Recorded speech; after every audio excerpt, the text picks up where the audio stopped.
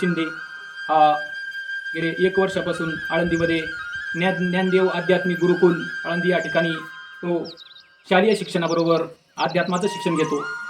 अध्यात्माचे त्या संस्थेचे शिक्षक आचार्य दीपक महाराज शिंदे हे त्यांना चांगल्या प्रकारे त्यांना शिक्षण देतात. त्यांच्याकडून शालेय शिक्षणाबरोबर अध्यात्माचं वेळच्या वेळेला त्यांच्याकडून पाठ घेतले जातात. पहाटे 5 वाजता सर्व मुलांना उठून मृदुंगाचा रियाज 1 तास रियाज घेतात. त्यानंतर 7 वाजता प्रार्थना, नंतर शाळेचा अभ्यास मुलं करतात आणि त्याचबरोबर संध्याकाळचं हरिपाठ, आठवड्यातून दोन दिवस भजन व इतर दिवस हरिपाठ घेतला जातो. आणि त्यांच्याकडे जेवढी मुलं आहेत ते सर्व उत्तम प्रकारे अभ्यास करतात आणि मनापासून मुलं घडवण्याचा ते प्रयत्न करतात आणि असेच त्यांची उत्तरोत्तर प्रगती त्यांच्या हातून हो अशी माऊलींना प्रार्थना करतो.